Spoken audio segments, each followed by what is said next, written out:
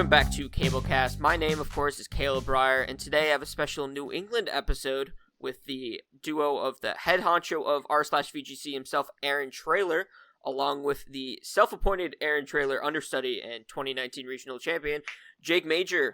How's it going, guys? It's going well, Caleb. Thanks for having us. Yeah.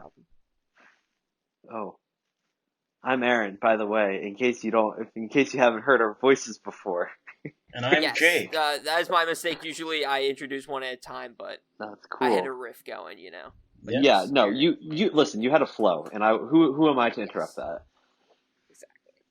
All right, so today we're talking about the end of Series 6, and then we'll dive into Crown Tundra, which comes out in 5 days, I believe. We are recording this on October 17th, Saturday.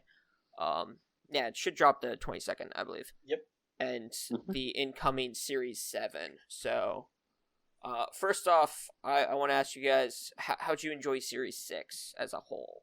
Aaron, I have my own thoughts, but... Aaron, you go on ahead first.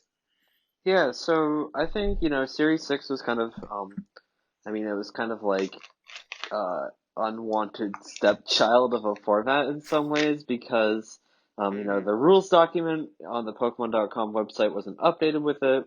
It was a little unclear, are we going to be playing Series 5 for the Players' Cup qualifiers? Are we going to be playing Series 6? But I think for the people that did participate in Series 6, it was a lot of fun.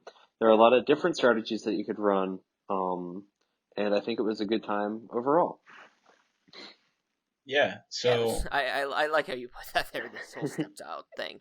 I see it as like a kind of like, oh, we're doing this now. Like, we'll have fun. A little 2-month adventure. Yeah, I think of it very similarly. You know what they say, variety's the spice of life. And I think, even though this definitely wasn't what we expected Players' Cup 2 was going to be this, and we expected this for the foreseeable future and maybe more experimentation with it. But it seems like this was definitely a gap period that they just wanted to experiment with more for Battle Stadium more than anything. At first I thought it was, how if you take away centralizing Pokemon, more centralizing Pokemon are going to bubble up to the top. And I really did feel that way strongly at first. But looking at it retrospectively, I feel like a lot of Pokemon were able to kind of shine through, even though they weren't super duper popular. I don't want to get ahead of us with going into tournament results too much. Oh, by all means, go ahead. Oh, yeah. So, if we look at the RVGC Circuit Finale Top 16, like, the top 2 teams, did they even have an overlapping Pokemon? I don't think they did. And then you look at the third place team, and I think I only see one overlapping Pokemon in those top 3 teams. And then only... I don't know if this is a fair comparison of the meta overall, because the second and third place players, they definitely, like, regardless of the meta, they use their own, like, kind of, I'd say offbeat stuff. Yeah, absolutely. But the concept of those being able to do well really shows how diverse a format it could be had we had it for a longer period of time. Well, I think there are 2 factors here, right? Like, first is like, like the overall power balance. Like, sure, we took out the most centralizing things, and there were other centralizing things, right? Sneasel and Terrakion Colossal and Urshifu and Porygon Z and all that fun stuff. But you also have to take into account that this and a couple other tournaments, namely, the Battle Room Brawl, I guess, and the Scramble, I can't really think of any other... Oh, probably Battle Dome and... Oh, yeah, Battle Dome. That just isn't complete yet, so we don't have, like... Oh, got it. And the Circuito Galar, that format isn't a format with, a Players' Cup qualifier. It is not a format with, like a regional, with a national. And so I wonder how much is, it's a format for fun, and we didn't go too deep into it, and how much of it is the format itself allows for that sort of diversity. And I think, Series 6 really, I guess, just gets to the question, what actually is VGC, I guess? Because, is it like just the ranked doubles ladder, or is it like the tournament meta game that we all agree like to play for like, Worlds or like the next big tournament, Mm-hmm. Right. Yeah, so in that vein, I thought, like, enough of us would just ignore Series 6, continue with, like, Series 5. I don't really agree with how Series 6 was formulated, because it took account from both singles and doubles for the ban list. Well, it makes sense in my mind why they chose to do that, because they don't want, like, a new player coming in confused why they can use a Pokemon in one ladder and not the other. Yeah, it was a very TPCI way of handling it. Yeah. But on the other ends, like, hitting a hard line on, like, the top Pokemon and banning them there, like, it could have gone any number of ways. Like, 10 might not have been enough. It would end up being 16 Pokemon, but, like, there could have been huge gaps. Like, it could have been monstrously, like, crazy. But it ended up, like, relatively, like, balanced, I think. Yeah, it felt fun. Up until this week, was still making modifications to a Series 16 just for fun, because I like to help a lot of people learn VGC, and obviously the way to learn it right now is Series 6. So, I've just been making tweaks here and there to my team, and I've enjoyed kind of balancing it out and figuring out what works and what doesn't in any metagame. Yeah, honestly, it is a strong aspect for any new player. Like, well, we usually have, like, a new meta you have to learn and build for a year. Like, with the income of different series, it's definitely forcing these players to learn and adapt these skills that other, like, long-term players have had to do already. I just want to say, before we got too far past it, the women's tournament was Series 6. Yes. Oh, that's right. Yes. We started off with that. That's correct. Yeah, it's been so. It's been a while. Been a wild 2 months now. Yeah. I was really excited. Actually, oh, sorry. No, you go on. Yeah, I was really excited for the women's tournament to be the first tournament in the format. Like, get the women's names out there as, like, making, like, the definitional teams of the format. And, like, I actually spent, like, a decent amount of time, like, writing about the teams and, like, interviewing the people who played in the tournament. And then like, right as we were about to, like, go live with all that, it's like they announced that the Players Cup qualifiers would be Series 5, and it just, like, sort of sucked that the momentum for that was lost. But hopefully we can do that with the future VGC format. I think we all agree that was some sort of error. Yeah, we mentioned this. I had Kimo and Raghav on last episode. We talked about how that was, like, clearly an error on their end. Like, we think the tournament must have been created pre-Series 6. I don't know how, because they can't, like, edit that before or after they've posted it to be live and whatnot. I was perfectly fine with it being Series 5. I miss Series 5. There's definitely a different feel to these two metagames. Absolutely.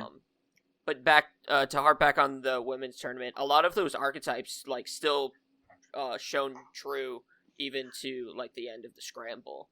Like, we knew Lapras, because Rillaboom was gone, was going to be a bit higher in the forefront. I believe that was the archetype that Fiona won with. It was the Talonflame Lapras kind of build. Yes. And yeah, I'm trying to think. Just a lot of Urshifu in general. I actually qualified to the top cut of the scramble by only playing teams from the women's tournament. Nice. Yeah, I just took them all off the shelf. It was kind of fun. I think I used Yoko's team. Oh yeah, remembering correctly in a couple of my scramble battles. But I lost to a lot of Weezing in the scramble, so I didn't qualify for cut. Weezing's pretty cool. Like, just Kanto Weezing too. Like, oh yeah, you played Mando, huh? I didn't play Mando, but I definitely saw his impact on the ladder. I'm sure people saw his stuff and was like, "Oh, that's yeah, that actually works." Not a lot of people realize Kanto Weezing also gets neutralizing gas. Yeah. Yeah, It doesn't have as many pros as Galarian Weezing with that strange steam fairy stab. But it holds its own. It's got the utility still. Yeah, definitely. So, before we go past Series 6, I'm just trying to think of what big important lessons we learned from it.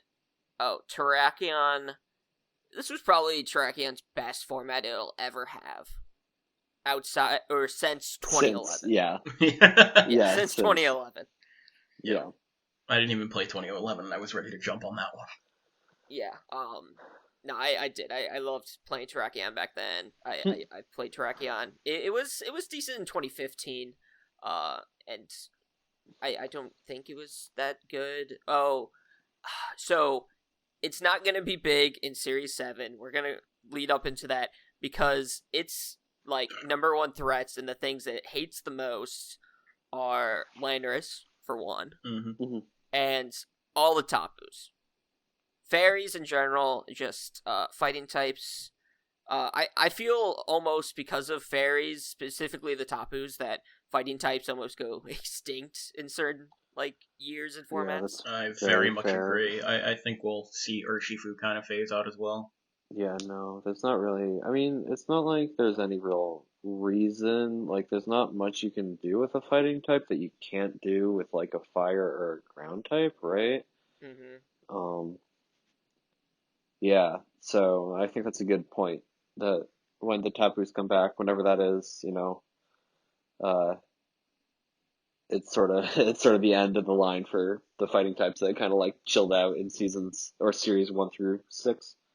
Yeah, I'm trying to think back to 2017 and 2018. When fairies really were at their most prominent, rather than even 2014 and 15, because Kangaskhan existed and fighting types were really crucial to taking out Kangaskhan as a threat. I'm trying to think of, in 2017 and 2018, were any fighting types even really... The only fighting type I think of is Hariyama. But that was I think that was because of the limited decks in 2017. Yeah, 2017. I remember Hariyama did have some use. Yeah. Yeah, you had to worry about Snorlax, which you can't really solve with fire or ground. Yeah, but there's no huge normal type need in series. I mean, what we're expecting to be the incoming. Yeah.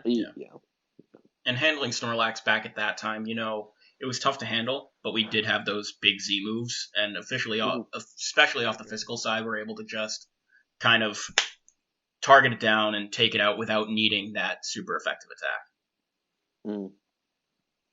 I'm sure. So the other reason to use fighting types would be to hit on Tyranitar, but the fairies themselves do that now, and you can run superpower and all sorts of Pokemon. Yeah, so. Plus we have high horsepower with a lot of distribution now, which I feel like Earthquake was kind of held back by the fact that you do have to do spread damage to Tyranitar in that capacity.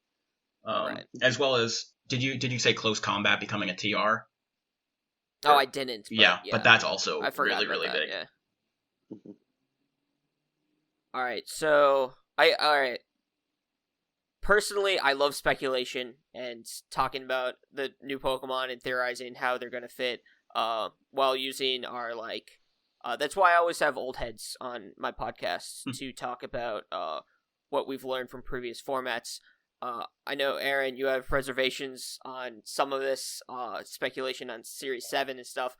I don't want to talk about Series 7 per se, but whatever future series we're gonna have. I feel like it's clear we'll eventually get to a point in which we'll have a National Dex format. And so now we're transitioning to this Crown Tundra talk. I want to look at the Pokemon that are returning to kind of harp on what we think, how they'll play a bigger role in the metagame. Because clearly the game's going to be vastly different than what we're used to in Series 6. Also, absolutely. The Pokemon being unbanned, that's going to be big. So. Oh, yeah, we get the Series 5 unbans as well, which means Yeah, the Dragapult's big back, baby. big months. Yeah, I think Dragapult's going to be fantastic, and I think that's a natural segue. You know, pseudo legendaries, Dragonite, Garchomp, Salamence, Metagross, to name probably the top 4. You know, they've always done really, really well. In these, except for Dragonite. Well, to be fair, that's true. Dragonite has seen a bit of success, and I think it's a little better now that it has Dynamax. But I digress. Those top pseudo legendaries have always sort of run formats, and I think Dragapult matches up terrifically against them. You know, having that speed to outspeed Garchomp and Salamence, not caring about Salamence's Intimidate, being able to hit Metagross super effectively with its Ghost typing, I think it's going to be fantastic. And its move pool to handle things, even like if it wanted to run Hydro Pump to handle Landorus, like it can do that. Or Dive. Yeah. I think Dragapult is a really, really versatile Pokemon in this upcoming format, and you're going to have to play around what moveset is it. Yeah. Actually, I enjoy this. Before Aaron, I'll let your thoughts on this. I'm going to dub this segment us talking about the Pokemon we currently have that are new, like Galar Pokemon, and how we think they'd fight against the upcoming Crown Tundra newbies. So what were you going to say, Aaron? Oh, yeah, I was just going to say, you know, Dragapult is pretty interesting because its success doesn't come from, you know, anything specific about the time and place of seasons 1 through 5. It's, or series. I always get them mixed up. It's at a huge speed stat, and as long as Dynamax is good, I mean, like, as long as you can Dynamax it, like, Dragapult will be useful, just because, having that speed stat and having the benefits of its max moves will just always be, you know, a good thing to do. Max moves are much better than the single target, 2-turn moves that it's often forced to be running. Indeed. Isn't that weird about Dragapult? Like, I like that gating of it, of its power. Like, I think it makes it, like, so incredibly, like, Galarian. Like, you know, like, it could be, like, they could have just made it Garchomp, right? Like, imagine Garchomp with, like, its stat distribution and typing, and even ability if you want, but they didn't do that. It's like, okay, like, you can attack with Ghost, but it's Phantom Force. You can attack with Dragon, but it's Dragon Darts, right? Like, yeah, they didn't even give it Poltergeist, which I found a little weird. Well, it's not that, I don't know, I don't think it's that kind of ghost, right? Like, it's not you know, it's not like one of those little, like, tricky ghosts. It's like like, it's like a fish that died or something. I truly don't know. Yeah. You should look it up. You should look up the origin of... I'm sure Bulbapedia has great answers. I love the lore of Dragapult. Yeah. Honestly, one of my favorite Galar Pokemon. Yeah, absolutely. Yeah. Actually, no, I think my favorite's still the grass starter line, which is a good segue, because Rillaboom, that's a Pokemon that I think pairs... it fares really good against the upcoming Crown Tundra Pokemon. Its interactions with Landorus, regardless of if it's going to be like Series 7 or Series 8, are going to be really interesting, because Landorus, at least some of them, they're going to be running Fly. Yes. And, what was it? I think all of them. Yeah. Enough of them. I think if you're any item other than Scarf, you run Fly. Yeah, and I think Scarf Lando, it could die down just because of maxing and whatnot. Agreed. Yeah, I think it's going to you could fall even the have it on that. there. But that's just it's a way if you're like weak to Coco or whatever and need outspeed and KO it. That's in my mind why that set would exist. Well, I think that. But I was just gonna say the interaction between I've experienced this with like Fly Gyarados in Series 5 where a lot of Rillaboom aren't carrying Protect. So Fly's like an actual like viable attack against these kind of Pokemon if you don't have the max option for whatever reason. Yeah. Well, I think like, you know, like even Scarf Pokemon want to like Dynamax, right? Like, that's one of the coolest things about being able to run a Scarf is that, like, okay, like, I've locked myself into Earthquake, and now I'm going to just max Airstream, like, 5 times. Right. 3. Nerd. Yeah, 3. Excuse me. Yeah, like, I wouldn't count that against Landorus at all. True. I've seen a couple of, Pokemon enthusiasts, from, like, Smogon adjacent cliques, mostly, talking about how Landorus won't be that great, which I think is, their hot take. I don't necessarily agree with it, because, I think that, like, first off, it would be an incredible Pokemon to Dynamax, whenever it hits the format, right? Because both ground and flying are really valuable. Furthermore, you can do all sorts of crazy things with its move pool. Like, least crazy, you can run Assault Vest and do like a bunch of max move stuff and like combo off of, like, I don't know, whatever you want, Max Knuckle, Max Dark. But you could also do, like, at the most crazy, you could do Special. And so I don't think Special Lando T. Well, that also brings in Incarnate for me. Yeah, but I don't think Special Lando T's half bad either. Right. When you're talking about, going first and outspeeding Tapu Koko, that's what I thought of. But also, like... Earth Power, yep. So I think something that doesn't get talked about very much is that, there's sort of, like, 2 different classes of Pokemon that you need to be, like, thinking about.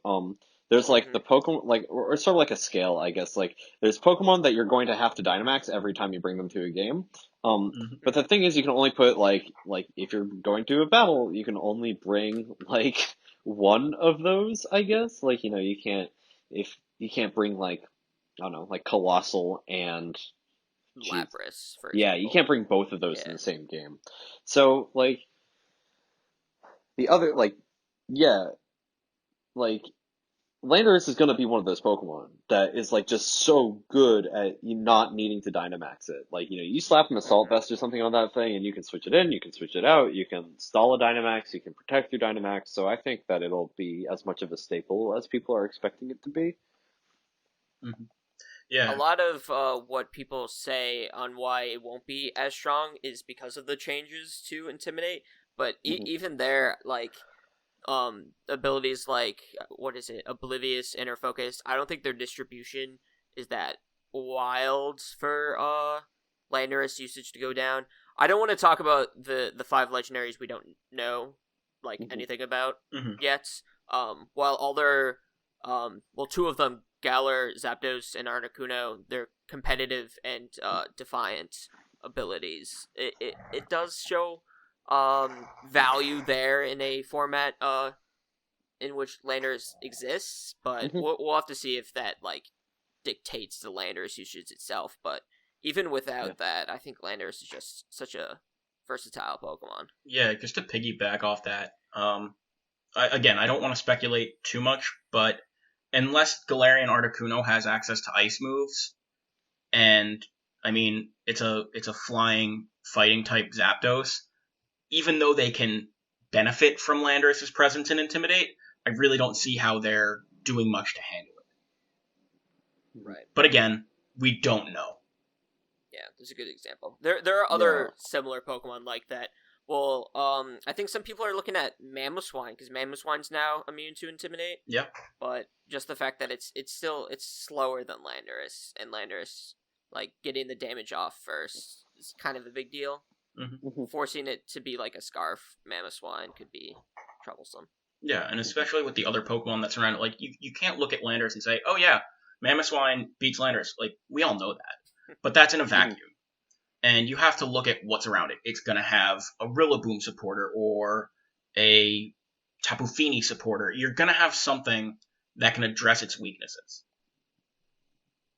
And that's why I feel like saying, oh, but this Pokemon, one-on-one, I've talked about this with Aaron a lot and our friend Zach a lot, but I tend to think that way, and I've had to expand from that and say, don't think in a vacuum.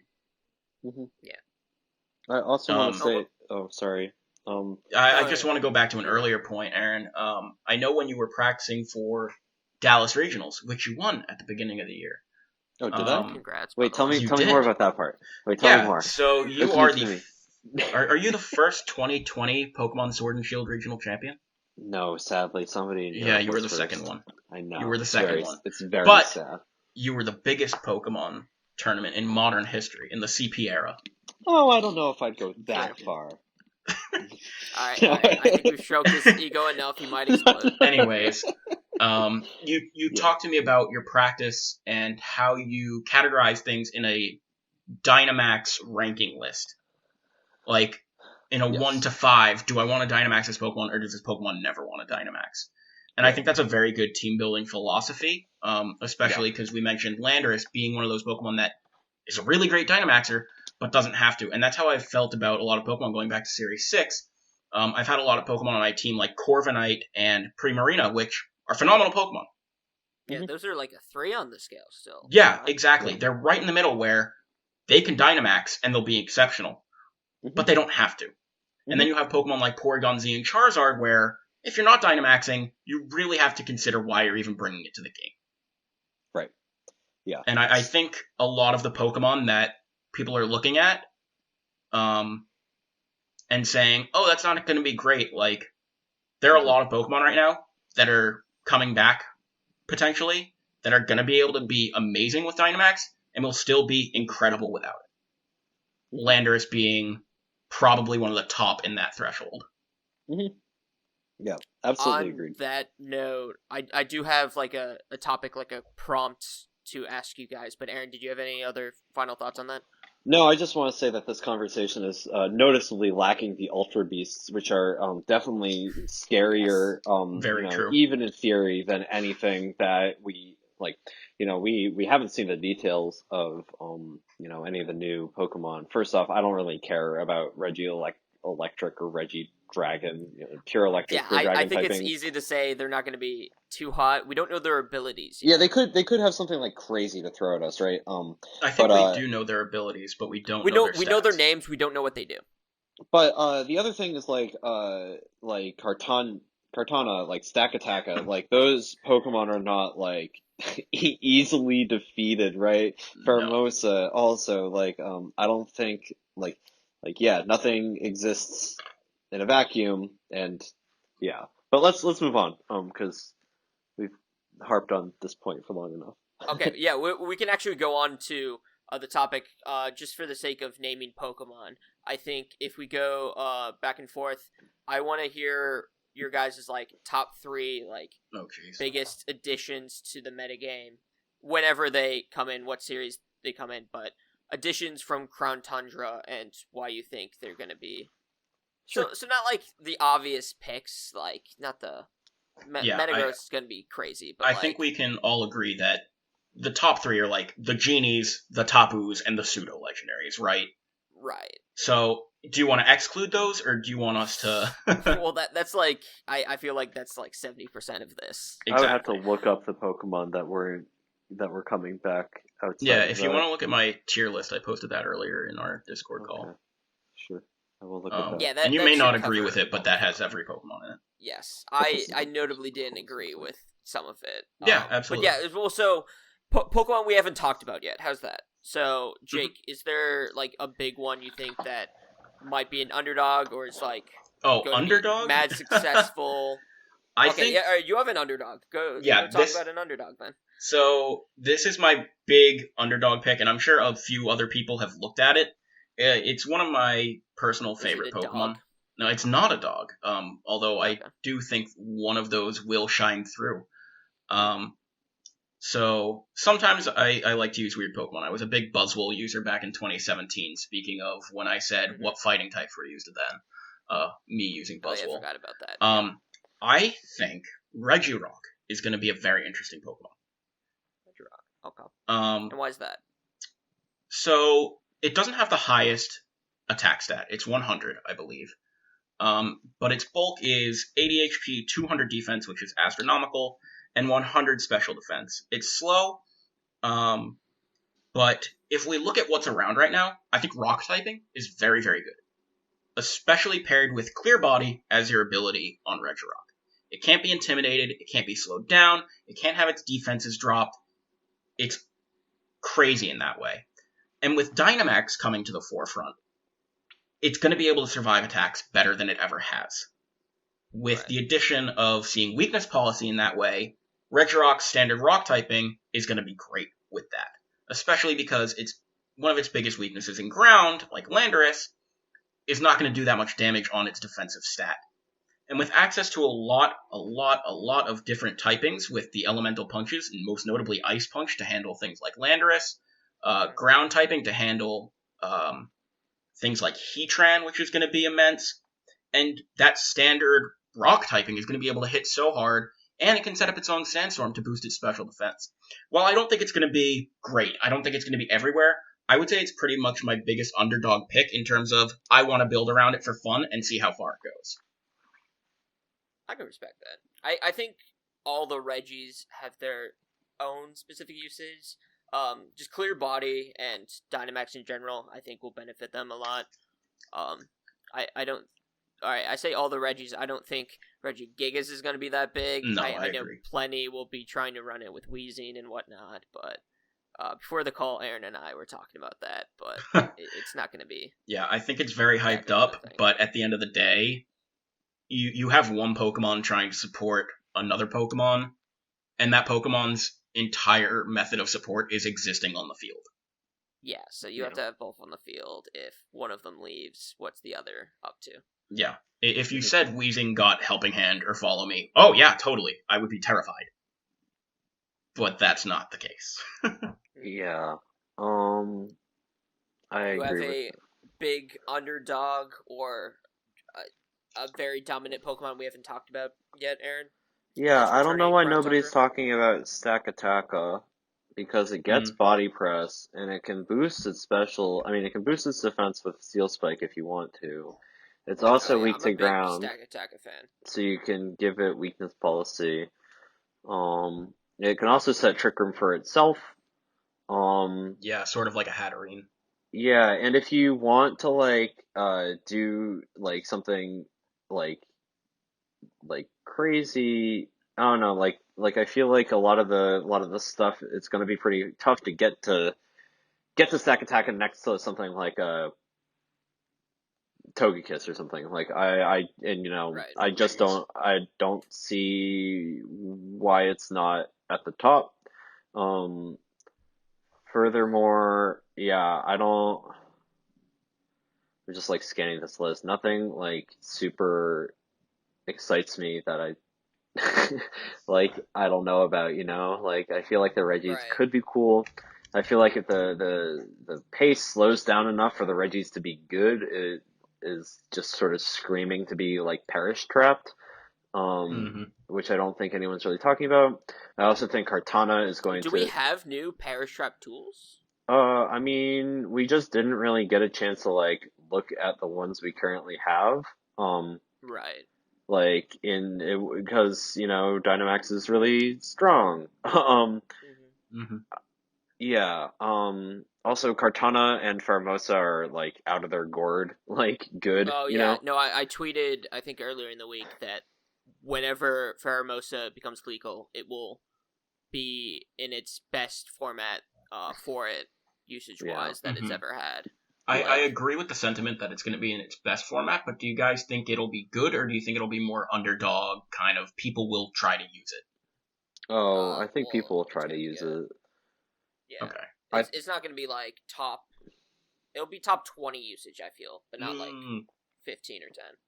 I think 20's pushing it. I think, yeah. I think it'll do what it always does, which is be annoying. Yep. Hyper offense, the Pokemon. Yeah. So I have a fun question for you guys. What do you think the speed number to hit will be? Does that make sense? When I base stat. What are we? Yeah, because different metas have our definition of fast being faster than a certain threshold. Yeah, I think it may lie in 100 speed. Interesting. In series 1 through 5, I think we considered anything 100 and above the fastest Pokemon in the format. Yeah. I think our just above mid speed now, just looking at the new Pokemon, is 100, right? You're outspeeding Landorus Styrian form, you're outspeeding every Tapu except Coco. You're speed tying with big things like Zapdos, Salamence. I want to bring up Entei as another 100 speed Pokemon. I know you said dogs. I think it's finally accessing Inner Focus will let it shine. But I don't think it'll be great. I think it'll be interesting, though, to see as another fire type that can finally see some viability. Right. It's immune to Intimidate now. So. Yeah. And flinching.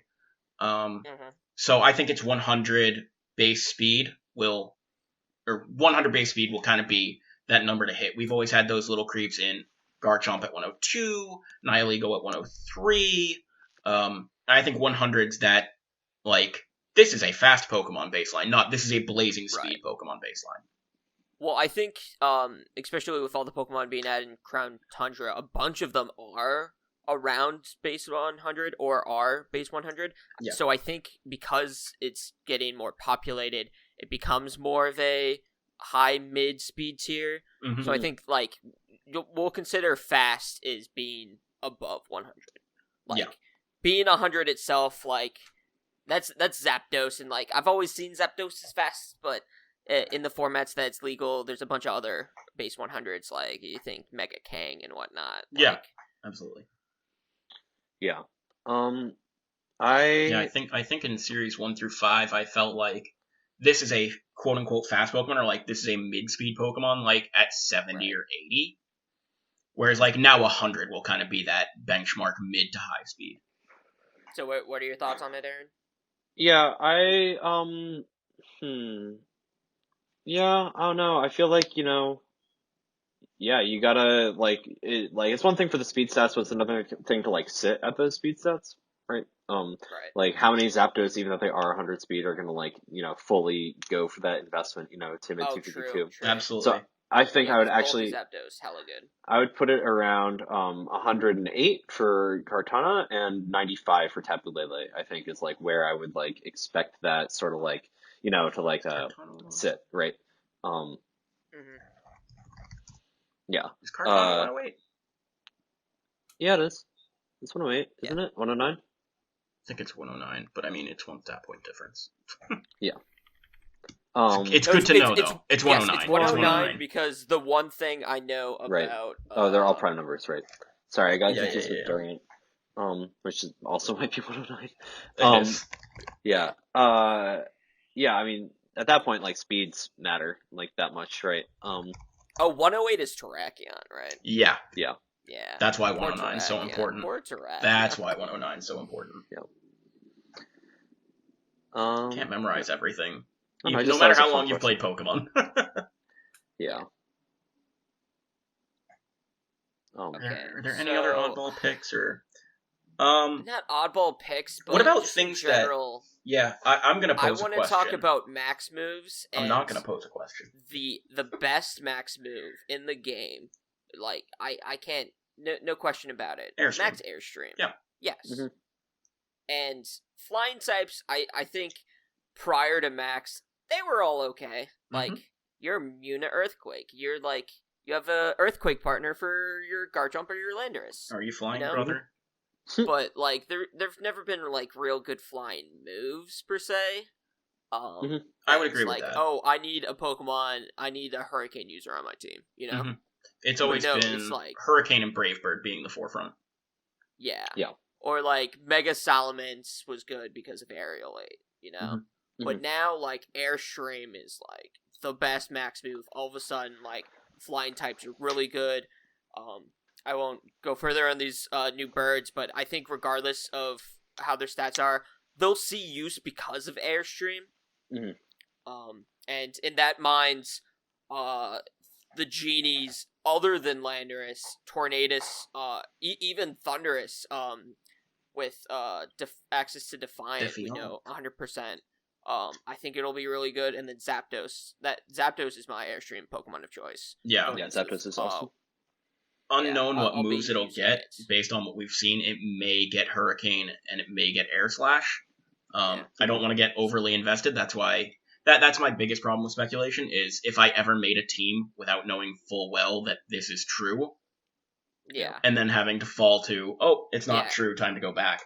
Yeah, everyone with the ally switch Politoads or high Yeah. horsepower Azumarill in their team builder. Exactly, and then you have to go back. But I think we can expect to get those moves on Zapdos. I don't want to say 100%, but if that is the case, I think Zapdos will be such a terrific Pokemon in versatility. It'll be another one of those landers where it doesn't have to Dynamax, it can Dynamax, and it can also be a very hot supporter. Mm-hmm. Almost like a Togekiss. But not the same way. Kind of. Not the same way. I don't see, like, we don't know if it'll get Tailwind again, because I know there's no, like, tutor or TR for that. Yeah. So if you don't get it from level up, you don't get Tailwind anymore. Oh, yeah, then it would be back to, like, 2014 Zapdos. Exactly. But even if it did get Tailwind, with the dynamic speed changes, like, it wasn't going to be running Tailwind on it anyways. Like, the speed control you want out of these kinds of Pokemon is Airstream. Right. You make a very good point, and I will rescind my point. I think you're absolutely right in retrospect of what I said. Yeah, no worries about that. Oh, so I mentioned Defiant Thundurus. I was struggling to find a way to talk about the ability patch. Yeah, here's a great it's way. a cool item. Now, you can give any Pokemon its hidden ability for whatever in-game currency it makes you buy it for. Whatever Crown Tundra. Yeah, Crown points. I've Crown never points. actually played with No, literal crowns. You have to pay in crowns. Oh. Well, I only I'm have kidding. one I of don't those. actually know. But yeah. so like the Defiance, Thundurus, and Tornadus, and then Sheer Force Lando. We talked about Inner Focus Entei earlier. But there are also Pokemon we hadn't had access to their hidden abilities yet, namely the fossils. Yeah. So like you get, what is it? Sand Rush. On Slush Rush, Arctozolt. Yeah, on the ice ones. They're both ice, right? Yeah. Yes, and then you get Sand Rush on the dragons. Sand Rush on the dragon ones. Yeah. I don't think it's gonna be that crazy good. No. I don't think the fossils will be crazy good with those. I think we could see like choice banded dragon fossils with their respective speedy abilities in Sand Rush. Yeah, because the you know speed it's increases help their signature moves. Yeah, choice band's equivalent to hustle, and I mean, choice band is more than Strongjaw, so it's almost like, do you want to run choice band with your speed ability or Fish's Strongjaw with a scarf? So I think we could definitely see them. I don't think. No, I can't actually say one way or another how much I think it'll impact things. But I think a lot of damage output on Dracozolt, especially, was coming from the Life Orb and the Max move with Hustle. So not having that is kind of a drawback for Dracozolt. Yeah, I also, I think that the power window is going to shift like a lot here, and like the question is like, is Dracozolt worth running anymore? Big agree. I think it had its great run in Series 6. I know we didn't mention it, but it was great Series 6. It was terrific. I think Dracovish will still see some usage. Being able to hit things like Landorus and Heatran, which are coming back. Stack Attack, I can't imagine how much damage it does to that. But I think it could definitely see some usage still. I like Dracovish existing. Like, it's good at one thing, right? Like, and it's really good at that thing. It's very good. Yeah. So, I like that I think it'll have a home.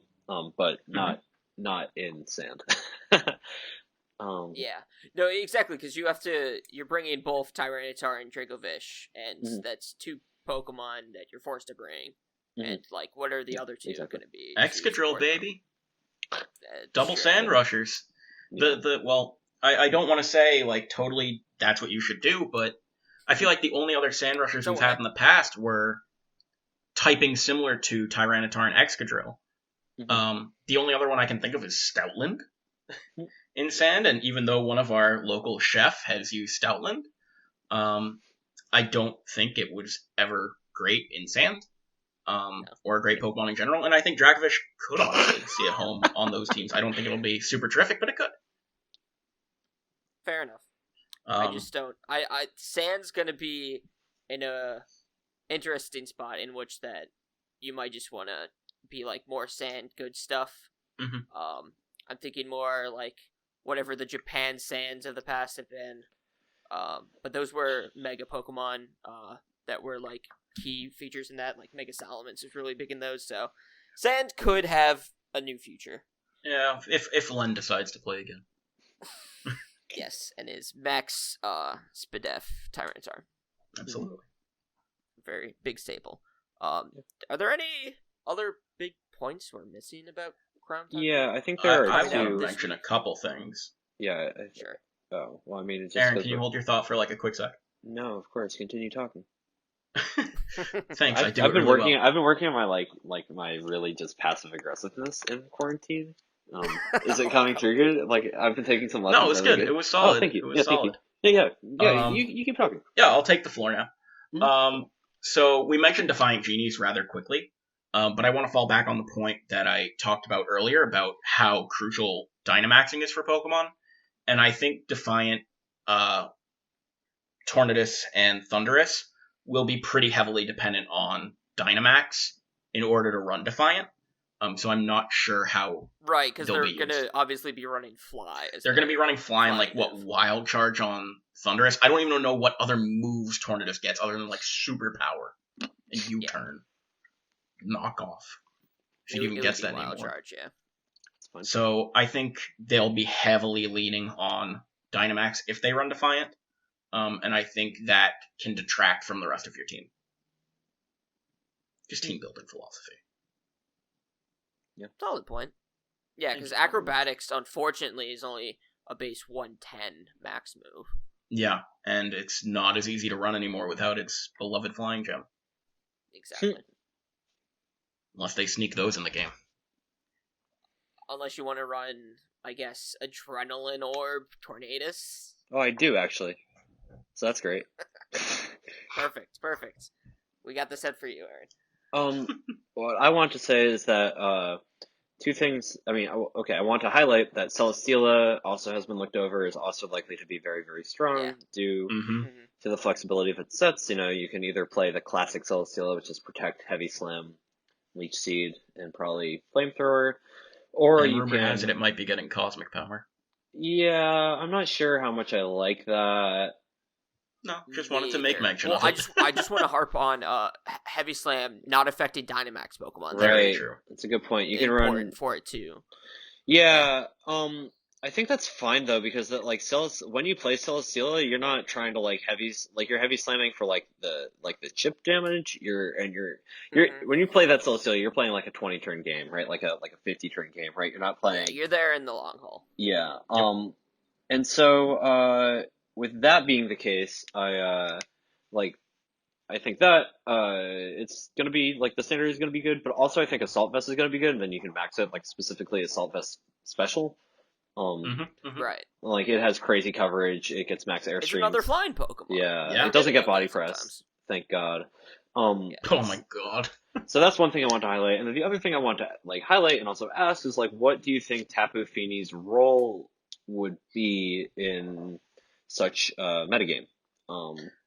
Yeah, that's a really cool question because Okay, I've been we thinking haven't talked about we haven't talked about the Tapus in general much. Yeah. I think so. Coco and Lele pretty straightforward. If we're assuming all of them are in fact getting their like respective terrain tutor moves.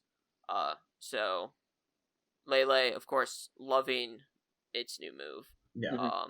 And then Coco is Rising interesting Voltage is gonna be because super it's just the fast, like, aggressive Pokemon it's always been. Plus it is probably getting some new physical tools to kind of switch up the yeah, sets. if it does get play rough, I think physical could be better on Coco now. I don't know if it's better than special or not. Because we have to remember, its special attack stats only base 95, and it's now electric terrain. Since Gen 7 has been... All the terrains have been nerfed. It might need to lean on its higher attack stat. Absolutely. and then I'm just talking about all the Tapus before Fini, so we can get into that. And then Bulu will basically replace whatever band. If you wanted to run like banned Rillaboom, you would run banned Tapu Bulu instead, I think. I want to say yes and no. They can both see a place, but like my point is both grassy terrain setters are going to be good. It's just like what your team needs. Obviously Rillaboom's more of the utility mon. So now to Tapu Fini, I think it's got a fast enough like icy winds to it. Like Heal Pulse is an option. I know myself and a couple others we're already like theory mining soak stuff with it with Rillaboom. It's like a bulky like support Pokemon that we can use soak with outside of like being forced to run in Talion.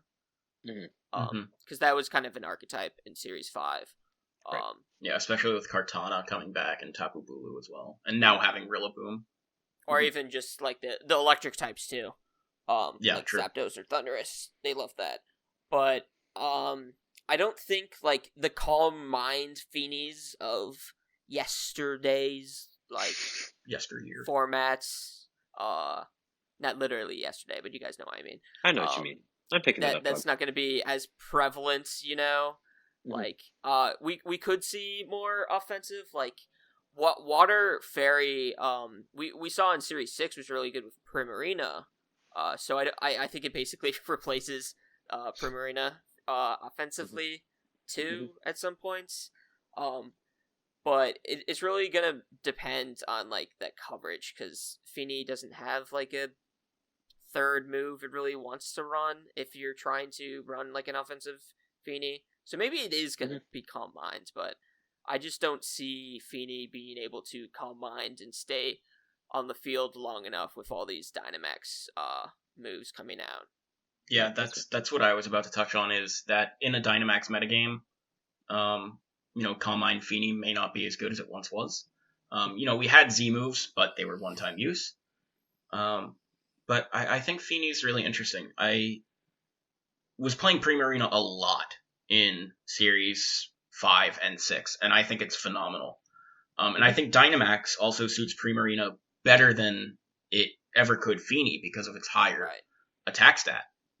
That's a good point. I did say a lot of people are thinking Fini's just going to ultimately replace Primarina, but I think Primarina could still see a use because of that. Yeah, I'm originally on my tier list, which it's probably not going to be in the podcast, but I did rank it S tier, and now that we're talking about it more, I really don't know what its place is going to be. It was a great supportive Pokemon as well as offensive presence in 2017, 2018, and a bit in 2019. And just now, I feel like it may fall a bit flat. And in terms of any offense, I think it definitely could remain a supportive monster with Icy Wind, Nature's Madness, Heal Pulse, and Soak. Yeah. I think it could definitely have a more supportive Water Fairy role, and that's always such an incredible typing. Yeah. So I think Primarina and Tapu Fini will definitely have different roles now. One more offensive and one more supportive. And I think Tapu Fini can definitely do offensive things, and that's what's so great about it as a supporter. Yeah, it's versatile.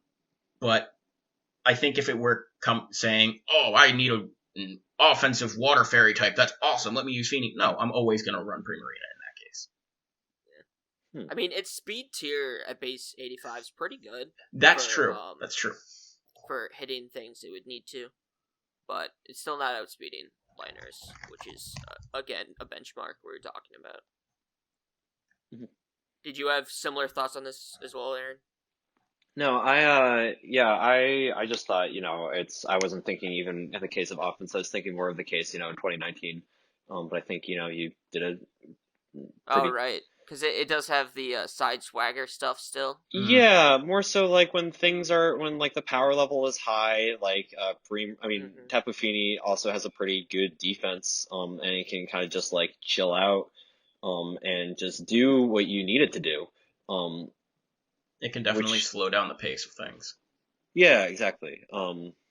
Yeah, that was It's more in line of like a Cresselia type Pokemon now. Yeah, that was sort of like what I was thinking. That was like the direction I was going. But no real reason to venture to that land, you know. I think one other thing to note that I glanced over in my head, and I think all of us did, was the defensive seeds. We haven't had a Misty Terrain Pokemon, and Misty Seed Pokemon, I don't think they'll really, really, really come back, but there's always room for them. Well, it's the same as Psychic Terrains. So we've had Entei, and honestly, the only Psychic Seed Pokemon we've seen is Entei itself, I think.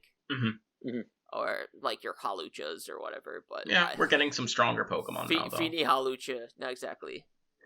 A very iconic duo there. Yeah. But I know, like, Misty Seed, Zapdos was a thing at one point, I believe. And, it could come back. I don't know. I'm just theorizing. Yeah. Fair, fair enough. Yeah, again, literally, like, nothing's wrong when you're speculating, right? The only thing wrong is not having fun. Mesprit. Oh, yeah. Yeah. That's a wrong answer. It's the only one I'm gonna single out. Yeah, I think that's a pretty complete job on the returning Pokemon, honestly. I'll save this for a future episode, but like the restricted format, the GS Cup. Oh boy. Although I know I wasted the potential, Aaron. I know you enjoy these formats. I don't know if it's ironic or not. I'm pretty sure it's unironic. It is absolutely unironic. They've been his best formats. But yeah, they're here. We can Dynamax. I know, like, people are competing in Battle of Legends right now, so they're getting a little taste of that. Little fun in-game tournament in Battle Stadium. But that's for a future episode, because that's a whole nother can of worms that you get in a whole different hour talk about. It's a very different can of worms, honestly. I want to ask one question that's been on my mind about returning Pokemon. Do you think that there will be any new Pokemon, well, not new Pokemon, but Pokemon returning, that will really shine due to Dynamax becoming something new? And we've touched on a few, flying types, Ultra Beasts becoming a thing, but do you think any will come out of the woodwork as, this is a good Pokemon now? So, like, because of max moves and their boosts and whatnot? Yes. So I always look at, when I, in my head, prioritize max moves, I think of Steel Spike and Quake as well, just for, like, setting up their defenses. All of a sudden, Heatran becomes another Pokemon that gets both of those. Yeah. So, Heatran's going to be very fun to use because of that. It was already great. But any other Pokemon that are, like, Steel or have Steel or ground coverage, I think become really good. If it's true that Swampert cocomes back, I think Swampert's a pretty interesting Pokemon. I don't know how good it'll be, but it has utility in the max form as well. Yeah. I think just like thinking about like where the power bar is, right? Like it's pretty far up there. And so like like a lot of the Pokemon on the list of Pokemon that are coming back are not very strong.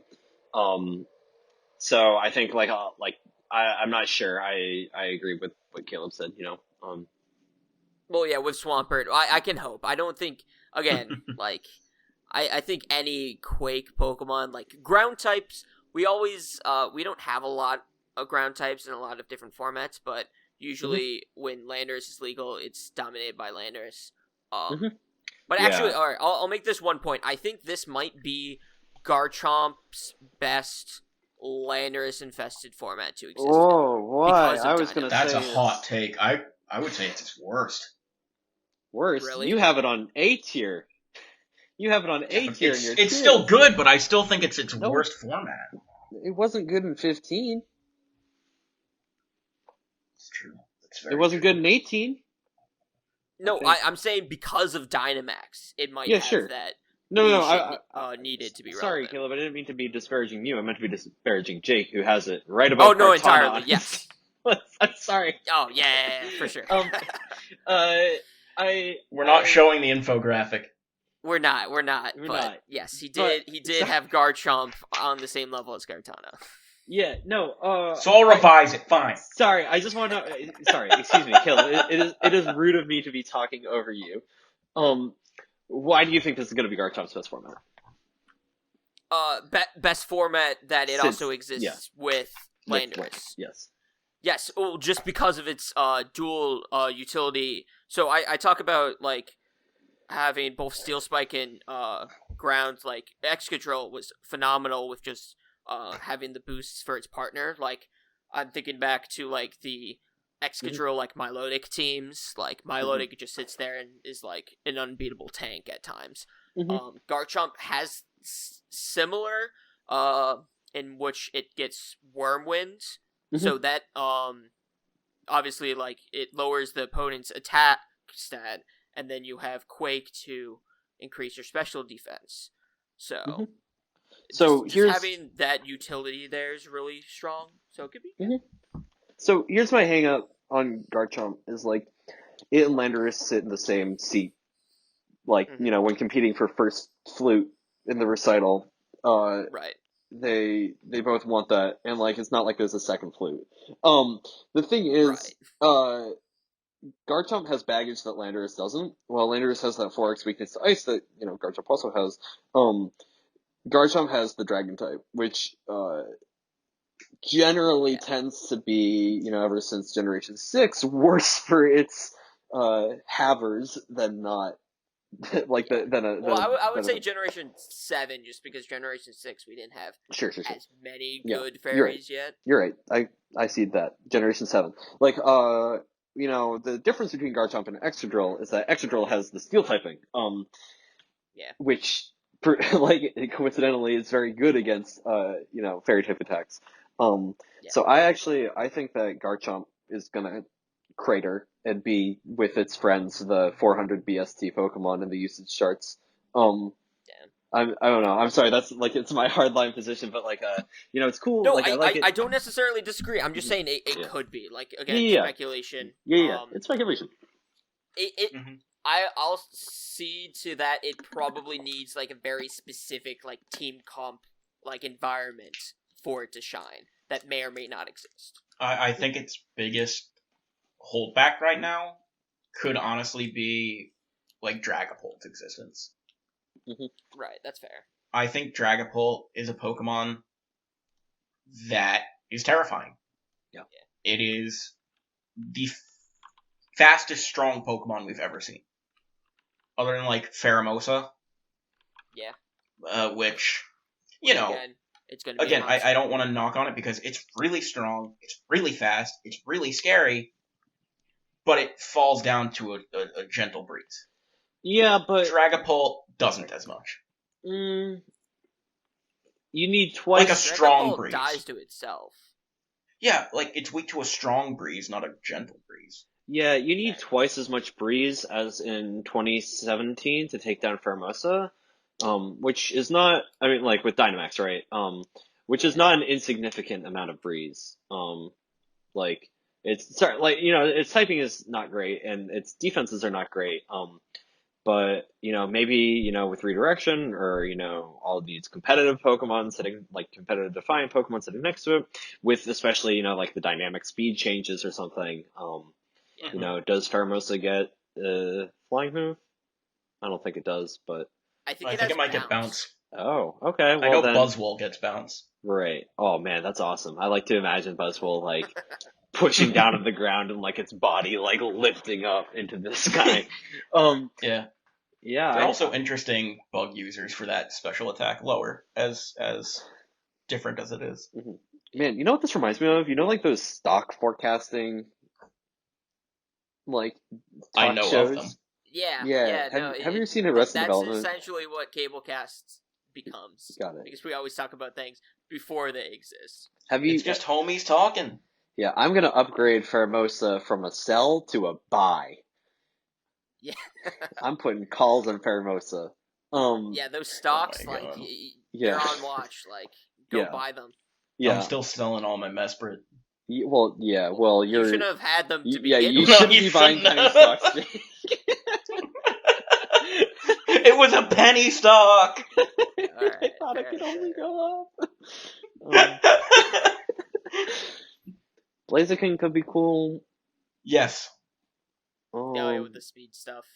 With It'll the- have Airstream. With not only with the speed stuff, but with the intimidate counter Pokemon. Defiant dudes. Oh my goodness. Blaziken Bisharp coming back at you. Yeah. Very, very well good. Mm-hmm. Spiritomb? No, I'm just looking at the list of Pokemon. We're just looking at Pokemon. Yeah. I think we've covered everything we can. Mm-hmm. Yeah. Unless you guys have final thoughts on the matter. No, I mean, there are plenty of places out there if you want theory mons. Like every PokeTuber's got an opinion. Yeah, I think my DMs are always open. Okay, buddy. I think the opinion that I would send people home with is, you never, like, anything you say before the format drops is largely irrelevant the minute the format does drop. Just test it. Like all these ideas, don't forget about them. And don't be discouraged if they don't work. Like that's kind of the beauty of team building in itself. Like I remember at the beginning of 2017, a lot of people were saying Feeney was like probably the worst one, and then we saw it win a regional swiftly. And I remember, I'm not afraid to admit, I remember at the beginning of Sun and Moon, I said Lunala is not going to be good. It has a 4x weakness to Dark, and Incineroar is the best Pokemon. And I said that to our New England chat. You guys probably remember. It won Worlds, and it won Worlds and won several regionals and international titles. It was an incredible Pokemon. Mm-hmm. So don't judge anything until you see it in action, especially considering bad stats. Always care about stats. Especially considering that it's bad stats. A lot of past information may not carry over to the Dynamax metagame, or around new Pokemon like Dragapult. Yeah. I'm trying to think of other new Pokemon that really stand out. We didn't go on this topic as much. I'm not going to go back to it because we're trying to wrap up things, but we didn't talk about like how Cinderace might interact with all these Pokemon. Mm-hmm. We're just going to have to wait and see, really. Yeah. I would do like a quick shout out of, these could all be good, but I don't want to do that. Yeah. By all means. All right. Since we've wrapped up, usually I have closing thoughts, but I think we've had all our closing thoughts at this point. The DLC drops again. I'll probably be posting this on Monday, so later this week, I believe Thursday, is when we'll find out everything. Yes. Cool. So I'm very excited to find out the legendary stats. Yeah, so, I'm super excited for what Series 7 and what probably will become VGC 2021 is going to hold for us. Yeah, for sure. Yeah, all right, you guys want to tell the people where they can find you? Or any shout-outs or resources? Aaron gets around. I'd like to shout out my friends Jake and Caleb for being great talking partners. You can find me. I want to shout out my friends, Aaron and Caleb. You can find me. Check out the subreddit r/VGC. You can find me at TBF Unreality. That's T as in Texas, B as in bobsled, best friend, F as in friend, Unreality on Twitter. Yeah. You can find me at Jack of Spades Man on Twitter. That's Jack of Spades, like the playing card. Okay. Shut up. You're not. No, funny. I wasn't making fun of you. You're I wasn't making fun of you. It was a riff. It was a good riff. riff. And then playing off of each other. I would actually prefer the end. if you were making fun of me, because that would be pretty funny. Okay, then I was making fun of you. Okay. I'd also like to thank out Cybertron VGC for getting me into this game. I watched his videos a lot. Okay, yes. One day, I'm sure I'll be big enough to have Aaron bat his eye and be like, I'll reschedule, but we could do an episode, you know? We'll get there one day. Yeah. He has valuable time. All right. That guy doesn't do anything. All right, thanks for coming by, guys. Next episode, I'll probably wait for Players Cup 2 to get started, and we'll talk either right beforehand with whatever guests I end up having about speculation in the meta, then or right after, like, the first weekend. So, until next time, I've been Caleb Ryor. See ya then. Bye-bye. Bye.